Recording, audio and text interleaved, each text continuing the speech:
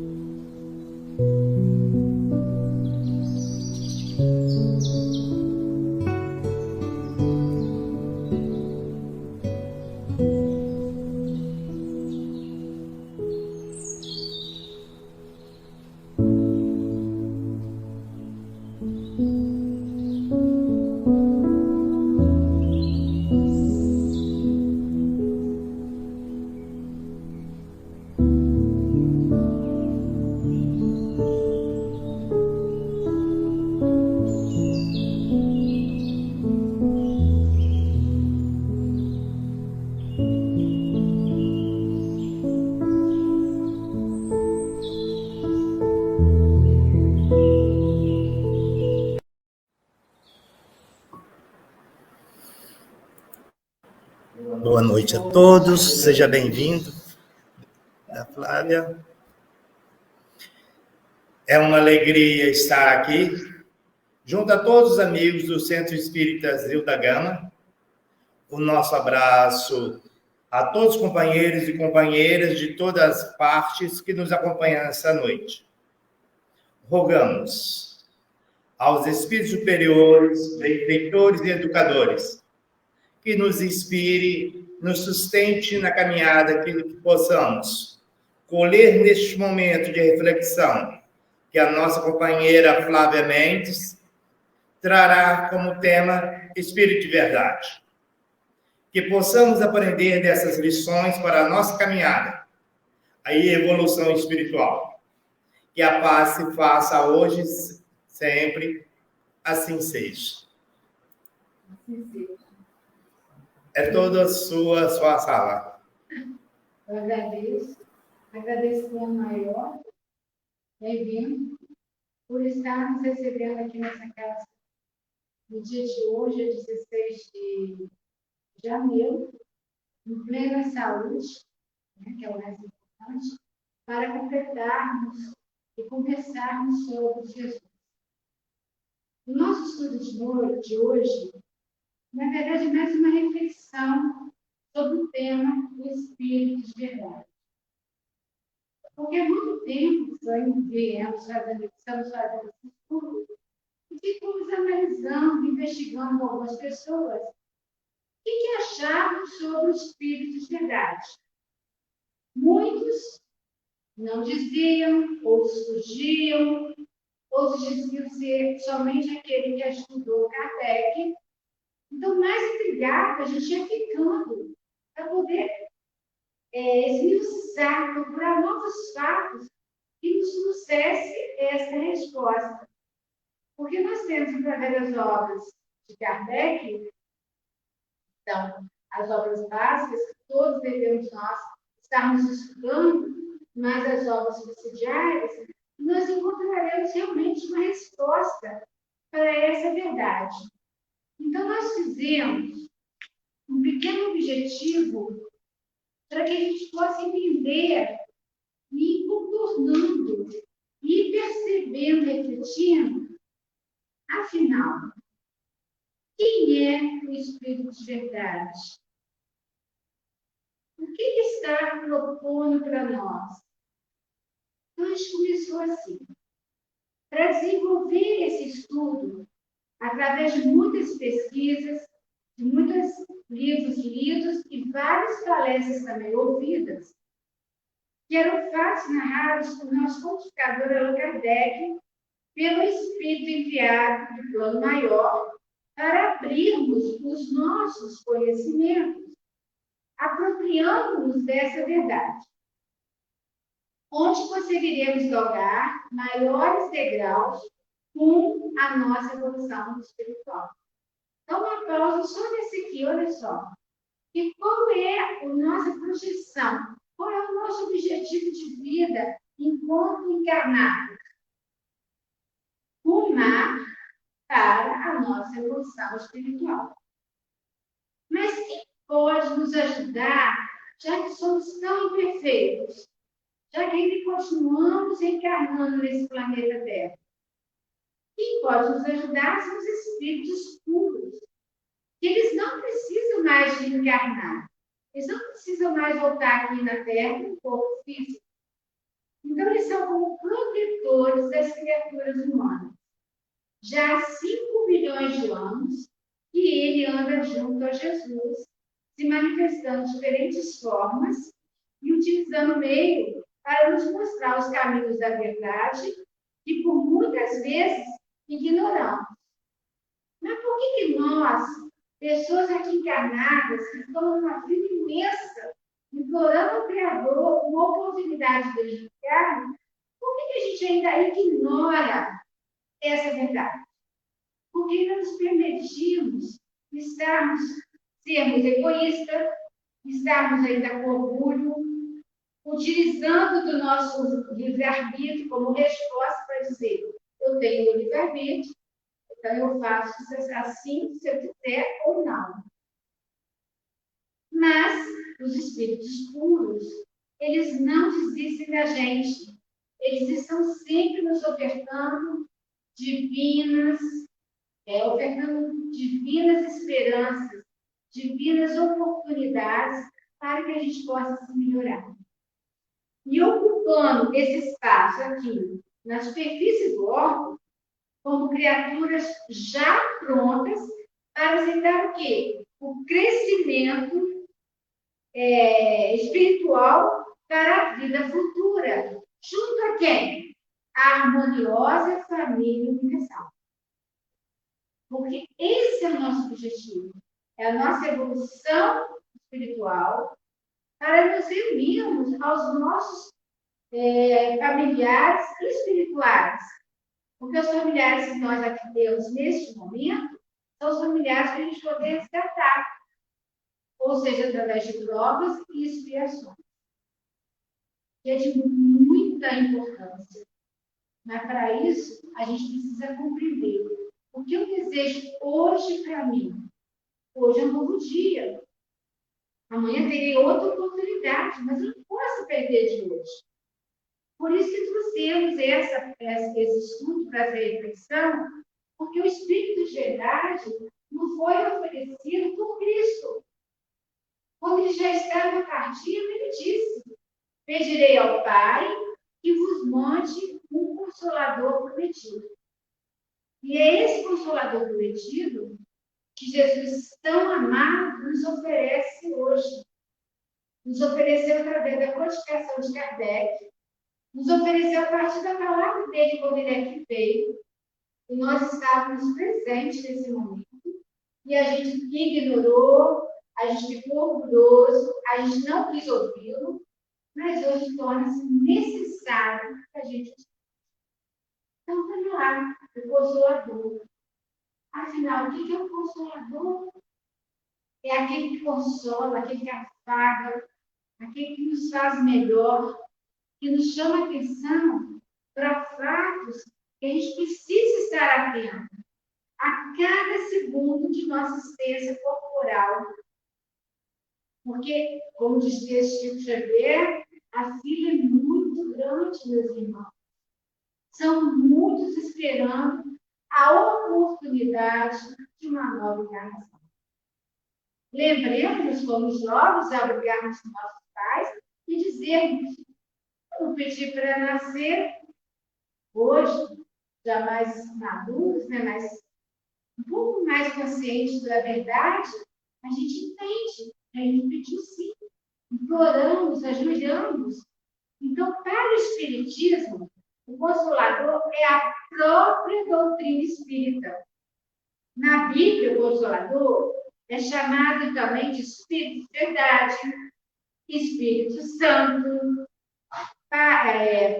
Paracletos, advogado. Está lá em João, capítulo 14, versículo 26. O Espírito de Verdade, de acordo com alguns autores, diz que vinha de 15 em 15 dias para ajudar Kardec. Outro já diz que ele vinha meia hora todos os dias. Outros dizem que ele vinha uma vez por semana. Mas não nos importa a quantidade de vezes que o Espírito de verdade vinha até Kardec para ajudá-lo a fazer essa obra, que era codificar, bem-vindo, aí que era codificar nossos livros atuais, né? O livro dos Espíritos, o Evangelho do Espiritismo, o livro dos Médiuns. O Espírito de verdade, onde quer que ele esteja, ele já estava emanando para Kardec, fluindo de todas as formas possíveis e inimagináveis, na maneira de ele poder fazer essa codificação. Por isso que ele era tão minucioso, tão detalhista. Então, de acordo com o Espiritismo, o Consolador é a própria doutrina espírita. Então, como é conhecido o Consolador? Ele é conhecido como o Divino Espírito Santo, como o Espírito de verdade, como nossos amigos benfeitores. E precisamos tomar consciência que eles estão o tempo todo nos protegendo, porque eles são aqueles que protegem as criaturas humanas. O Espírito Santo nos consola a partir de dentro.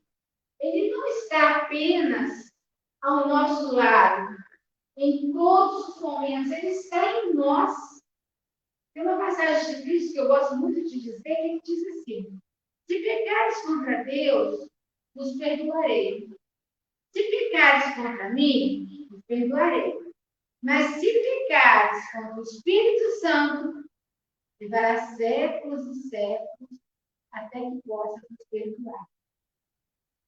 Por quê? Porque nós sabíamos que esses espíritos, o Espírito Santo, estão há 5 milhões de anos junto ao Cristo, ajudando na construção do órgão, ajudando na preparação para que aqui a gente tivesse condição de quê? De respirar, de fluir, de reencarnar e de consertar nossas faltas que outrora fizemos. Mas o importante, a partir desse momento, é que não façamos mais isso. É que a gente siga em frente, que a gente continue. Então, qual é a função do Consolador? A função do Consolador são 3, olha só. Ele nos consola, olha que gentileza, ele nos consola, nos esclarece e nos defende. Então, o que ele faz? Ele exalta, ele chama a atenção, ele mostra onde está o equívoco. Mas para que essas funções do Consolador possam realmente fluir e dar certo, é necessário que a gente aumente o nosso padrão vibratório. Porque se eu vibro com inferioridade ainda, eles podem estar falando conosco, mas a gente não tem condições de ouvi-los. Porque a gente não quer, que a gente ignora. Qual seria a solução? Voltamos a dizer, estudar e pôr em obras, fazer obras, colocar em prática. Então, quando ele começa a nos consolar, ao mesmo tempo ele vai nos esclarecendo aonde a gente está equivocado e vem nos defender. Por mais erros que a gente constrói nessa vida, construímos na outra, ele continua, o Espírito de verdade, esse advogado, esse consolador, ele continua a nos defender diante do nosso Pai Todo-Poderoso, que foi quem nos criou a sua imagem e semelhança. Claro que uma perfeição, mas relativa, porque absoluto só é ele. Aí, eu ia colocar assim, a promessa, Cristo falou assim, eu prometo, vou fazer essa promessa, mas eu coloquei um consolo, por causa dessa afabilidade, desse acalento interno nos nossos corações, na nossa vida. Ele disse assim, eu rogarei ao Pai, e ele vos dará outro consolador, para que fique convosco para sempre. Mas na íntegra, ele disse assim, se me amares, respeitar e ouvir o que eu disse, eu rogarei ao Pai, que mande um outro consolador, para que vocês possam lembrar de tudo que foi dito e que permaneça com vós para sempre. Olha só. Olha que máxima. Que mais gostaríamos de ter? Que mais a gente precisa? De bens materiais? Ou do que verdadeiramente estamos aqui preparados? Do bem espiritual, que é a nossa renovação íntima, nossa renovação espiritual, moral, as duas asas, né? Do amor e da sabedoria. Então, ele vai pedir ao Pai, como ele pediu, o que o Pai fez, concedeu. Porque ele nos diz sempre, tudo que pedires ao Pai em meu nome, eu vos concederei. Ele vos fará. Agora, voltando ao Antigo Testamento, quando Deus, conversa com Abraão, Deus conversa com Abraão, é muito, essa passagem também não pode ficar perdida nunca. Abraão começa a reclamar com Deus. E ele fala assim, poxa, meu pai, queria tanto ter um descendente, queria ter um filho meu com Sara. Deus pega Abraão, leva-o para fora e diz, olhe para o céu, o que fez? Se puder contar, conte-as. Porque ele disse assim, eu vejo as estrelas. E Deus falou, se pode contar, conte-as. Porque essa será a sua descendência. Mas a descendência que se trata no Antigo Testamento, e que Kardec também elucida para a gente, ele vem nos dizer que essa descendência de Abraão é espiritual. E se a gente for analisar do Antigo Testamento, do Novo Testamento ao dia de hoje, realmente essa descendência, olha só, ela é imensa. Os nossos irmãos, que ainda insistem em permanecer no erro, insistem em não ouvir o Cristo, insistem em não colocar a palavra dele, o Consolador em prática, que é esse advogado, esse paracleto que vem nos ajudar o tempo inteiro, que estão cuidando de nós 24 horas, nos chamando a atenção, nos faz refletir. E Kardec realmente estava trazendo para a gente. Até tem uma afirmativa em João, que eu acho interessante, que Filipe pergunta para Jesus assim, Jesus, olha, eu já estava acompanhando Jesus há muito tempo, nas caminhadas, nas curas, nas parábolas, e ele pergunta para Jesus, Jesus, como que eu vou saber o caminho? Como eu vou chegar até o Pai? Jesus sabiamente olha para Filipe e diz, Filipe, há quanto tempo estás comigo, Filipe? Se Deus está comigo e eu estou no Pai, quem está em mim está no Pai. Então, repetindo, se o Pai está em mim, eu estou no Pai, quem está em mim está no Pai.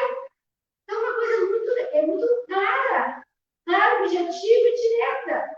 Se a gente está no Cristo, o Cristo que é a representação divina do Pai aqui na Terra. Desde a construção do homem, até o momento que ele veio trazer para a gente a nossa palavra, que foi ele que nos ensinou que o Pai, que Deus, era nosso Pai. E a partir desse momento, a gente parou de chamar de quê? De Senhor dos Exércitos. Porque cada estrela dessa nos chamava de exército. E o mais interessante é que o Criador conhece cada uma pelo nome. O Criador conhece cada estrela daquela pelo nome. Então, o que a gente poderia dizer sobre essas estrelas? Então, ele deixou de ser o Senhor dos Exércitos, aquele que mandava matar, e para ser quem? O Pai que tanto ama o Filho. E que cada estrela dessa possa nos lembrar o quê? Que é um advogado, aquele que consola, esclarece e defende. quando ele falou com Abraão que essa seria sua descendência, Abraão creu nele.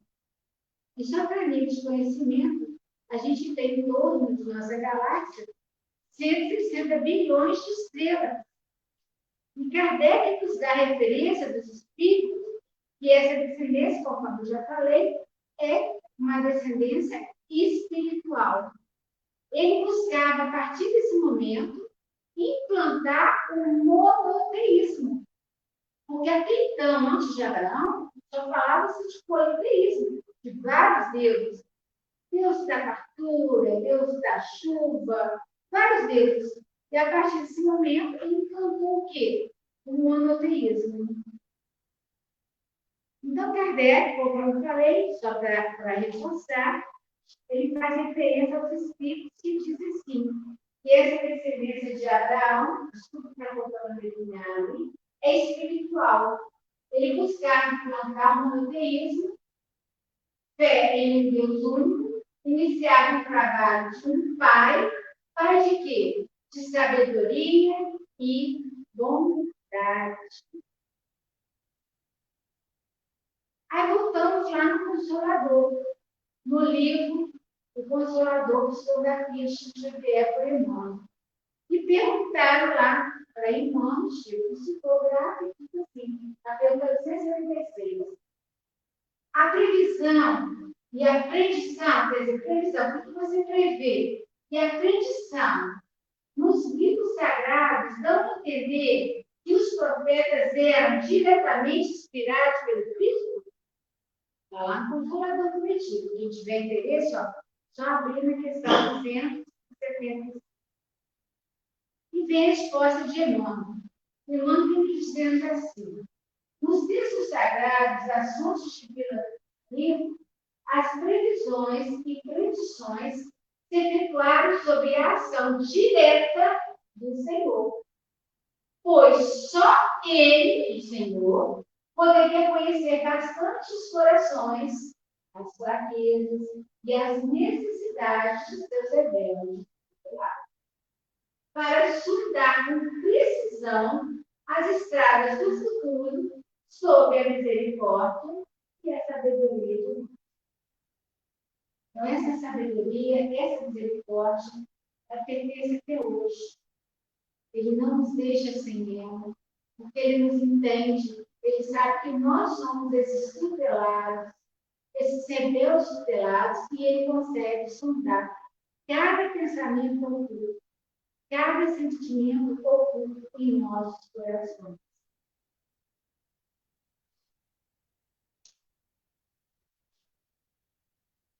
De acordo com os hebreus, eles acreditavam que no momento que eles morressem, eles seriam julgados numa balança. E que essa balança nos diria se a gente fez boas atitudes ou más atitudes. Então, o momento de julgamento, de acordo com os hebreus, seria isso aí, ó, uma balança. Nós temos no Evangelho segundo o Espiritismo os dois sacos. São dois homens que Deus disse assim: eles vão viver e levarão consigo dois sacos. E em cada saco eles colocarão todas as suas boas obras. E assim passaram os anos, eles estão aqui na Terra, quando chegou o momento deles morrerem. Eu estou usando a palavra morrerem, porque no tempo que era a palavra da morrer. Eles morreram, foram para o céu, um com o saco cheio, o outro com o saco vazio, e foi posto na balança. O de saco cheio, muito formoso, disse assim: eu dei para tudo que eu podia, ajudei, fiz, aconteceu. Mas Deus respondeu para ele: se fizesse tudo, fala a verdade. Mas se esqueceu que deste por explicação. E disse para os outros que estavam fazendo.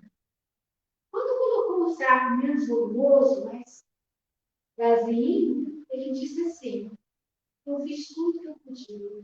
O pouco que eu tinha, eu dividi com quem nada tinha.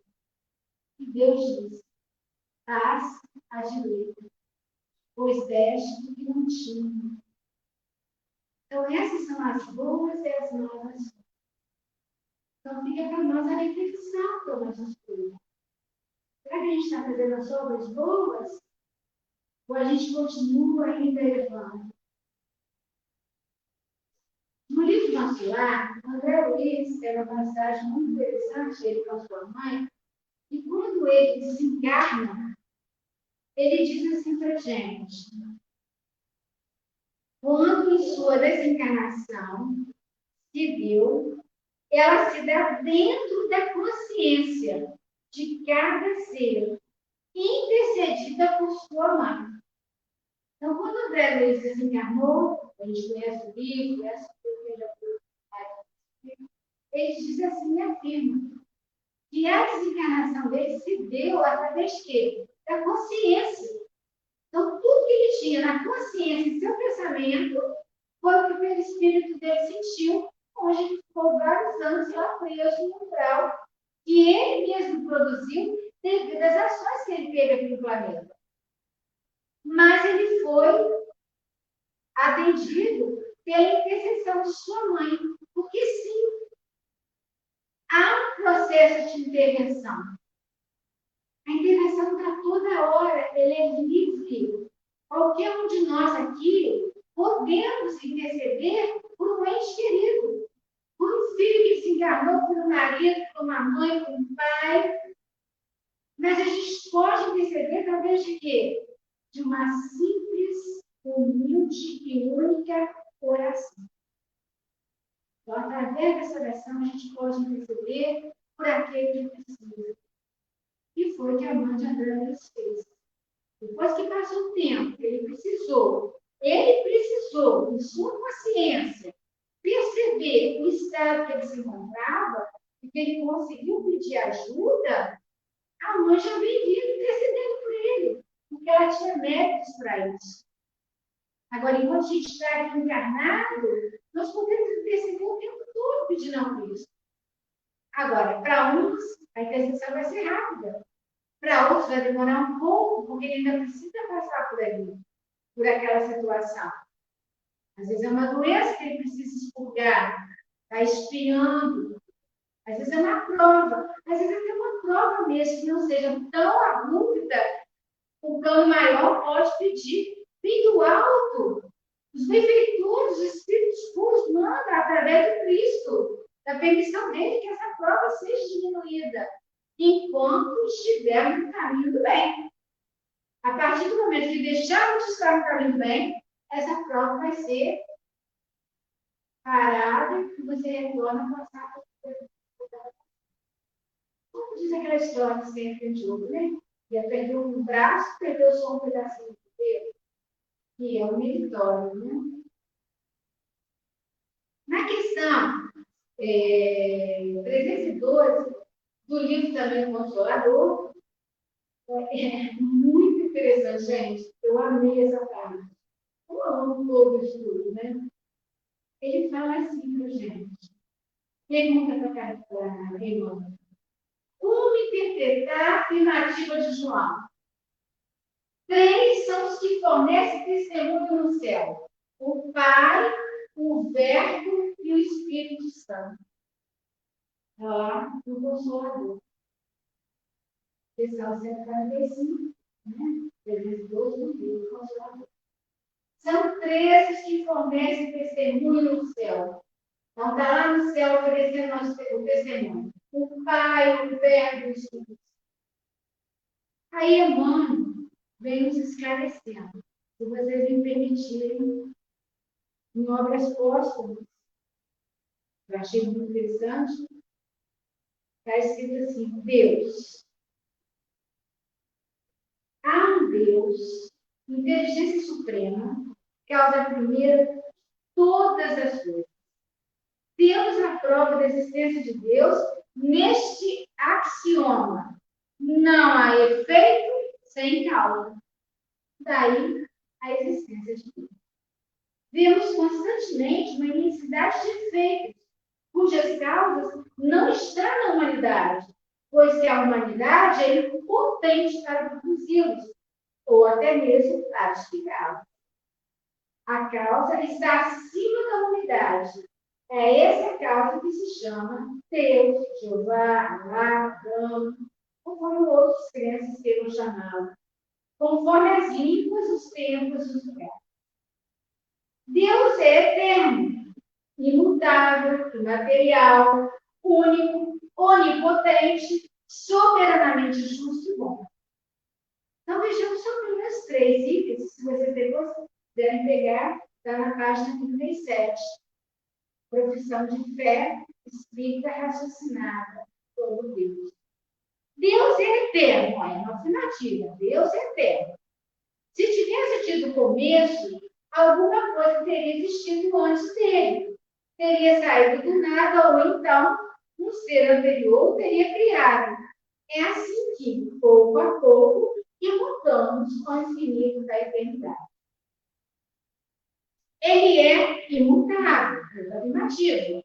Se estivesse sujeito a mudanças, as leis que regem o universo não teriam nenhuma estabilidade. Sabemos que as leis divinas não se mudam nunca. As leis que mudam são as leis humanas. Mais uma afirmativa. Ele é único. Se houvesse muitos deuses, haveria muitas vontades. Não havendo, nesse caso, unidade de vistas, nem unidade de poder na organização. E assim segue. É muito interessante. Então, Deus é infinito em todas as suas perfeições. Por isso que ele nos oferece quem? O Consolador prometido, o Espírito de verdade, o Espírito Santo, aquele que nos consola, aquele que nos abraça, que nos afaga, que vem nos defender, que fica o tempo todo ao nosso lado, nos mostrando onde devemos seguir, qual o caminho, o melhor caminho a seguir. É esse o Consolador. Aí ele vem dizendo para a gente que o Verbo se fez presente. O Verbo é Jesus. João referia-se ao Criador, a Jesus, que constituía para a Terra a mais perfeita personificação e a legião de espíritos redimidos e santificados que cooperam com o Divino Mestre. Desde os primeiros dias da organização terrestre, sob a misericórdia. Então, esse é o Verbo. Quem seriam as estrelas? Espíritos puros, redimidos, que são aqueles que protegem as criaturas humanas. E se lembra quando Jesus foi preso, né, no Monte das Oliveiras, falaram para ele: olha, mas ele é do teu pai. Né?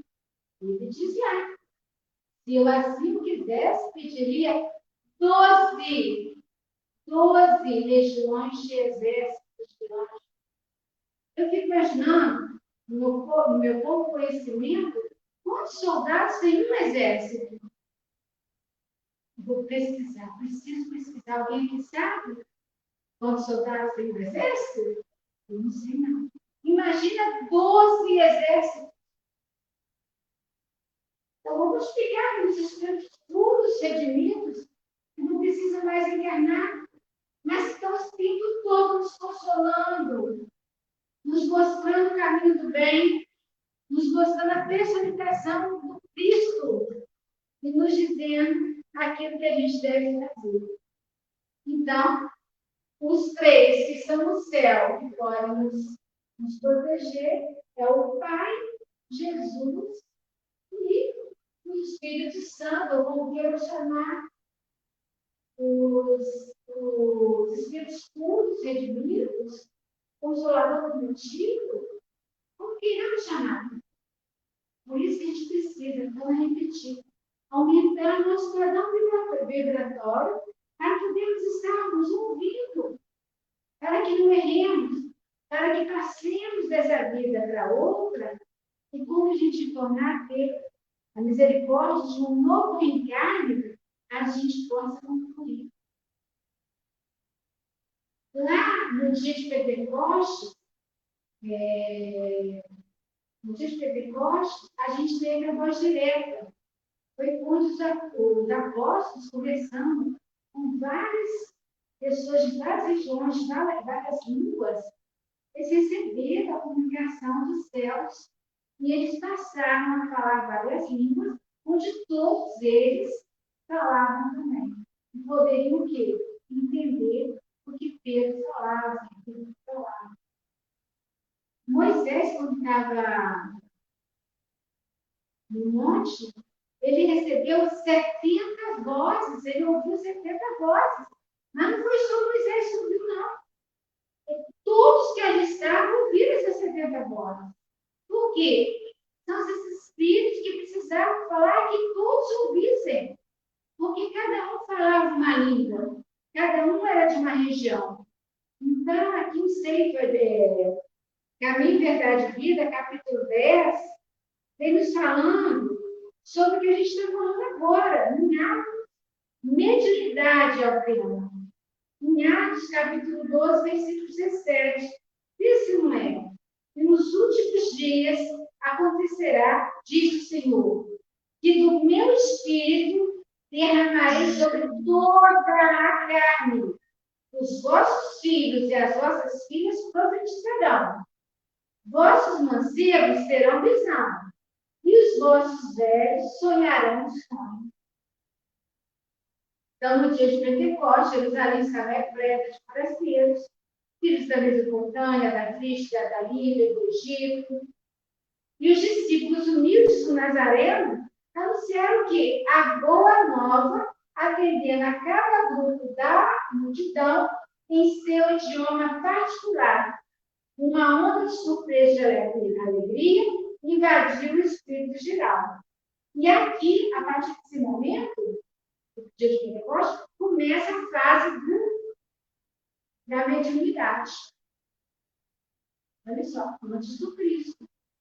Sabíamos que já tinha a parte mediúnica, a gente tinha as psiconias, mas a partir desse momento começou a nova era da mediunidade. Através de Abraão começou o quê? O monoteísmo. Então, quem tiver a oportunidade de quiser se aprofundar, está no Caminho, Verdade e Vida, de Francisco Cândido Xavier, pelo Espírito de Emmanuel, e vem dizendo para a gente aqui, estabelecer a era da mediunidade, que é o alicerce de todas as religiões do cristianismo, através do céu. Aí, vocês poderem ver aí, já está terminado. E como sempre, os meus estudos eu amo colocar, porque eu me trouxe. No livro do Evangelho do Espiritismo, o prefácio é psicografado pelo Espírito de Piedade. E na parte do Cristo Consolador, todos os textos é do Espírito de Piedade. Então, ele fala para a gente assim, olha só, isso tem tudo a ver com o nosso estudo. Os Espíritos do Senhor, que são as virtudes do céu, qual o imenso exército que se movimenta ao receber as ordens do ser humano, espalham-se por toda a superfície da terra. E semelhantes a estrelas cadentes, vêm iluminar os caminhos e abrir os olhos ao céu. Eu vos digo em verdade, que são gerados dos céus, não gêmeos, em que todas as coisas são seres estabelecidas no seu verdadeiro sentido, para dissipar as trevas, confundir os orgulhosos e glorificar os justos. As grandes vozes do céu ressoam com os sons de trombetas, e os cânticos dos anjos se lhe associam. Nós os convidamos a vós, homens, para o divino concerto. Tomararia, fazem isso nas vossas vozes e que no hino sagrado elas se estendam de um extremo a outro do universo. Homens, irmãos, aqui estamos, de vós. Amai-vos também uns aos outros e dizeis no fundo do coração, fazendo a vontade do Pai que está no céu. no mundo, e poderá entrar no reino do céu.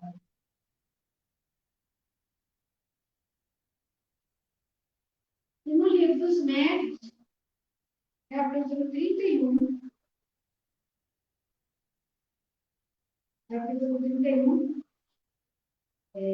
item 9, vem assim por Kardec, olha. Venho eu, vosso Salvador e vosso Juiz, venho como outrora aos filhos transviados de Israel, venho trazer a verdade, dissipar as trevas, escutai-me. O Espiritismo, como outrora, a minha palavra, tem que lembrar aos materialistas que acima deles reina a imutável verdade. O Deus bom, o Deus grande, que faz germinar a planta e que levanta as ondas. Revelei a doutrina divina, como ceifeiro, até feixes os bons passos. Na humildade disse, vinde a mim, vós todos. Aí é que vem dizendo, que vem a nota de Kardec. Essa comunicação, detida por um dos melhores mestres da Sociedade Espírita de Paris, foi assinada com um nome que o respeito não nos permite reproduzir, senão sob todas as reservas. Tão grande seria um ensaio em favor de sua felicidade, e porque dele se há, muitas vezes, abusado demais em comunicações evidentemente apócrifas. Esse nome é o nome de Jesus de Nazaré. E a nós continua. Então, aqui, nesse momento, o que a gente está procurando? A verdade. Porque só ela nos vê. E agradecemos ao Espírito de verdade, ao advogado, ao Consolador, aos Espíritos puros e redimidos e a Jesus, que estão sempre nos protegendo, nos mantendo aqui nesse plano, de forma saudável, de forma amiga, carismática, sempre nos intercedendo por nós ao Pai, para que tenhamos novas oportunidades. E agradeço a presença de todos e que a paz se faz presente hoje. Fiquem em paz. Nós agradecemos por seu carinho, a sua atenção nesse convite que foi feito para você estar aqui conosco. Nós queremos agradecer também aos companheiros que estão no Facebook do grupo Casa Espírita de Oração de Sumidouro, Centro Espírita Nosso Lar, Maria Delfa Israel do Carmo, Vanusa Rocha, José Tchê Almeida Lima, Rosângela Figueira, Miriam Luiza, Vanusa, e assim convido a todos a fechar os olhos, erguer o coração e orarmos. Senhor, humildemente agradecemos esses momentos que aqui passamos, acordados contigo. Que essas energias possam chegar a todos os corações, chorosos, tristes, amargurados, perturbados.